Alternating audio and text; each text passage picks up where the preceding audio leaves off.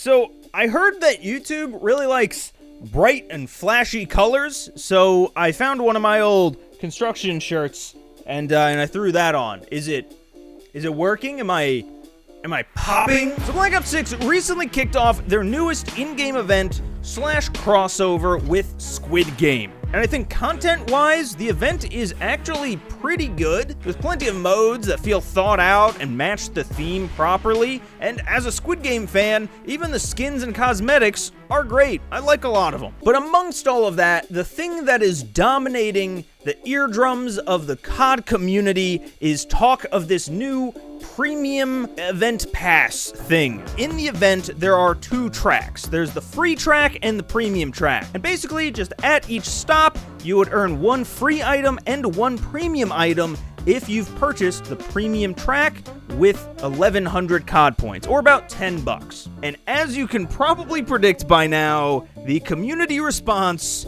has been, well, fair warning, I'm what you might call a both-sider. It's not a drink, it is a terminal disease, where when something bad happens, I like to look at it from every possible angle. Figure out the pros and cons. Who's getting fucked? Who's doing the fucking? What there is to gain? Who's gaining it? Who's losing? And try to look at stuff just as objectively as possible.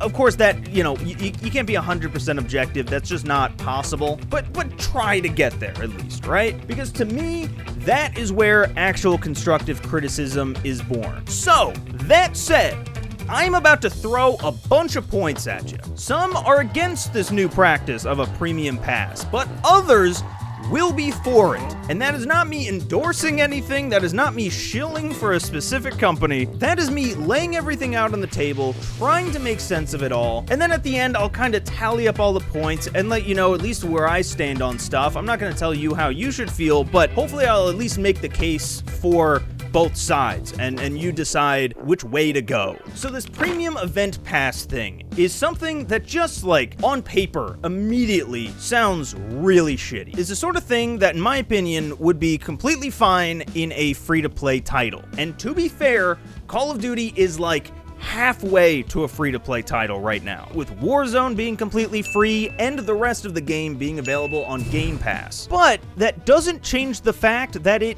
is a $70 game, and it kind of feels like Activision wants their cake and to eat their cake, which metaphor that has never made any sense to me aside feels kind of scummy. And at this point, I'm no businessman, I don't know money. I have $17 in my pocket right now. But they should really just go free to play at this point, man. The whole 2-tiered citizen thing, it's just weird, no? I saw a tweet earlier, which might as well just be the name of this show at this point, from Charlie Entel. He tweeted out, $70 base game, $30 black cell per season, $20 to $30 in-game bundles, $10 battle pass per season, new $10 event passes. And yeah, that sounds bad when you really tally it up like that. But who is paying all of this? If you're the type of player to get the battle pass every single season, the black cell on top of that, buy multiple bundles plus the Vault Edition way back when,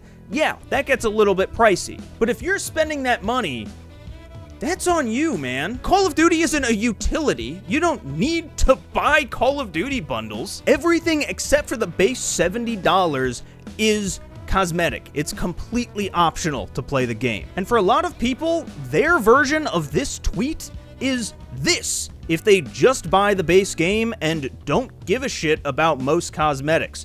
Or it's this if they play on Game Pass, or maybe even it's this if they play Warzone and consistently buy a couple bundles here or there, and that's fine. That's up to them. It's something that I personally don't see a ton of value in, but if you're into it, if you do see value, then more power to you, dude. Personally, I think that the simplest solution is just to make the premium event track part of the $70 purchase. Similar to like a season pass back in the day when you buy the game, or maybe even buy the Vault Edition if they really want to nickel and dime you, you are just prepaying for those premium event tracks. So that way, anyone that is playing the game on Game Pass, which means that they got it for free, or playing free-to-play Warzone, still get those events and have the option to pick and choose with their wallets which events to support, or you can choose to prepay for them all when you buy the actual game. I also really quickly want to put in perspective what is actually on this premium track. It's sprays, it's blueprints, it's emblems, and then at the very end, you get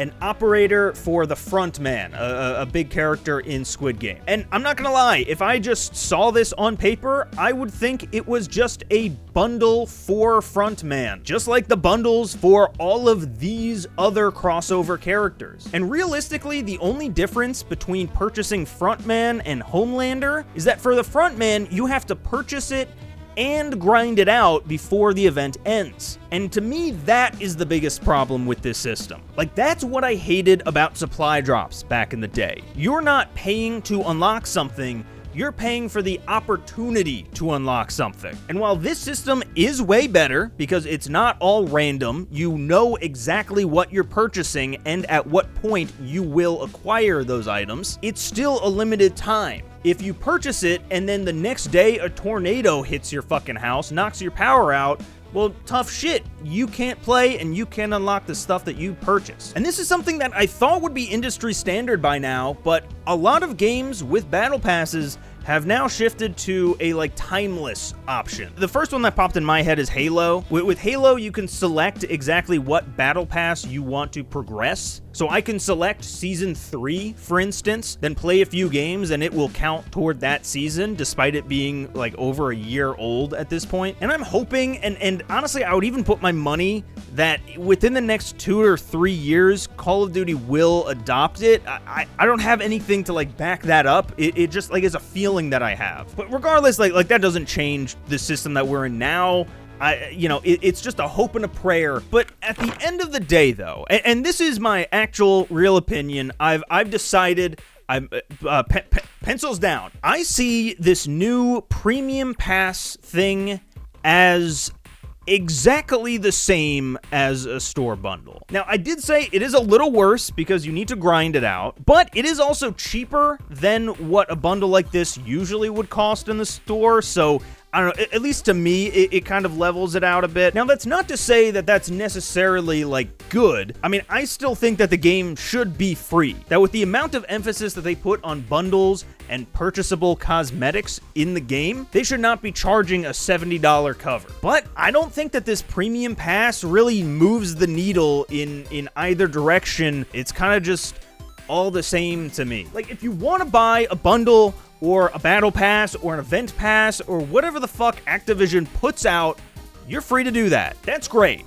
I wouldn't, but that's your prerogative. And likewise, if you don't want to buy this shit and if you just want to play the game, you're also able to do that. That's the beauty of the current store. As intrusive as it is, trying to constantly get you to open up the tab by giving you free gifts or whatever, when in actuality it's just bait on the hook to get you over into the actual store. I see what's going on, Activision. You can't fool me. It's not changing the game up. There's no M16 that you can only get if you purchase however many supply drops. Now, I do think that these events and crossovers have been pretty lacking for the last, like, forever, with how the focus is always on some new operator pack that they're charging $20 for, right? But like I said, it's been 5 years of this, and obviously that's the entire point of these crossovers. When Activision teams up with Netflix or Bethesda